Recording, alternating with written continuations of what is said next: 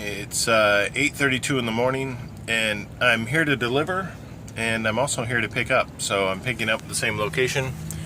If you can see that roll on a flatbed over there, that belongs to another Maverick driver. His truck is right there. My load is still on my truck. I removed all the bungees. There we go. So you can kind of see. It's on the other side of that white truck in front of door number 2. And my understanding is that's where I need to put my truck once that one is done being unloaded. And I think he's getting a load out of here as well. So I've been here one other time, and it's one of those places where you have to, if it wasn't raining, I'd be dropping my trailer in the middle of the yard, and we shall see how this goes.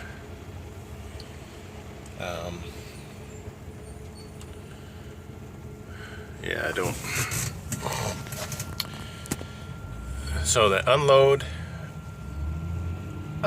they take the tarps off inside. I assume that's for 2 reasons. So they can untarp this in a dry condition because we're hauling paper. And I'm not sure if they necessarily roll it up or put the tarps in a way that will allow them to retarp, because they're also going to throw gypsum board, aka drywall, aka, what's the other one, sheetrock. 50,000 pounds. Oh, they're hooking up to the Maverick trailer right now, so they're going to be backing into that middle door. They'll back it in, unload. Right now that load is unstrapped. It doesn't have bungees, and it doesn't have straps. And based on the rules of physics, it's the danger right now is the forward and backward movement, which isn't necessarily a terribly precarious situation. It's the old side-to-side movement that would be the issue if they had to turn corners, but they don't. They're just backing into the bay and unloading. So anyway, they will retarp this. We're not allowed to get on top of the load, so somehow they're going to pull those tarps off, take that off, put on the drywall, and then put the tarps back on, after which we get to get out in the rain and bungee and tarp everything.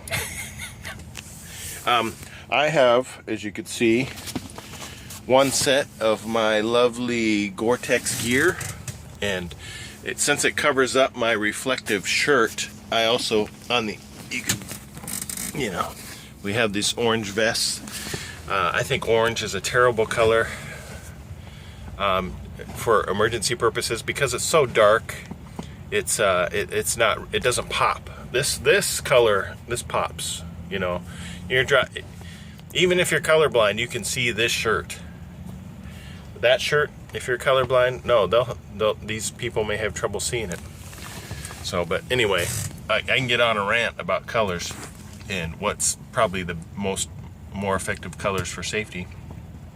Anyway, doors open. He adjusted his landing gear on the load he's currently hooked up to, so it looks like he's checking it out to make sure everything's good, tucking in the sides, because they don't allow the drivers to back in here. I'm assuming at one time, a long time ago, drivers totally destroyed their docking system. And now they've got a whole procedure in where they back in your trailer into their tight docking situation in there. So this way they can only blame themselves and are more careful. Hopefully when it comes to your trailer, is to prevent damage. So the other thing is it's 41 degrees outside. Okay. I assume, okay, he's got the legs completely lifted. And I'm not sure exactly where he's going. I'm going to turn on my truck a little bit just to get the anti-fog fans going, otherwise known as defrosters.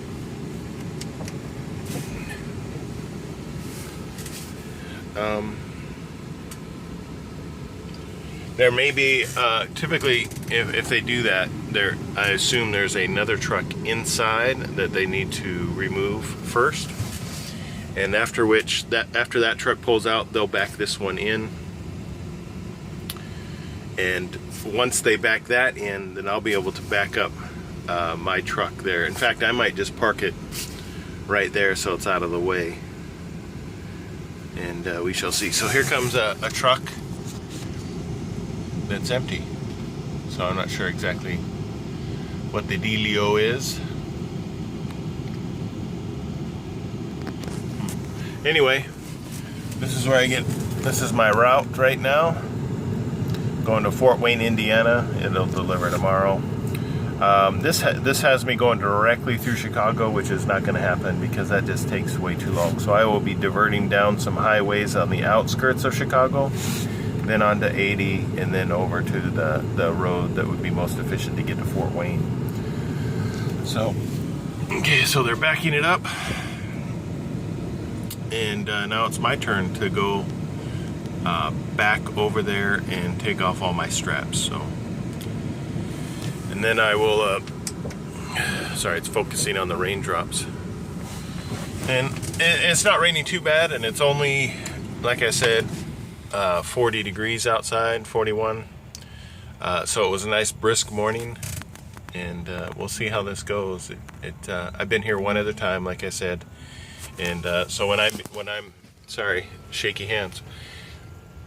That pavement area in the center is where I'm going to be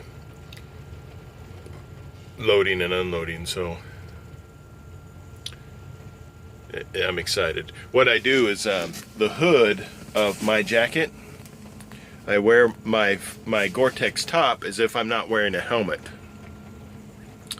So I've got it all on, cover me for rain protection, and then since the world's greatest investment is this right here, the quick adjustable head strap, because I could just, a couple twists on this, boom, it fits right over my Gore-Tex, and I tighten it down and my chin strap holds it on. So it's like no issues whatsoever. And before this, I didn't have this. I replaced this inner lining. Well, actually, this is a totally different helmet than what I originally got from my company. It was adequate, but its adjustment on the back was a notch and slide system, so you had to like, it was not quick. You could adjust it, but it wasn't quick, and I want quick and efficient. This is twist, twist, on, twist, twist, secure. Strap, good to go. So anyway, enough talking. Time for me to move my truck 20 feet. Maybe 30.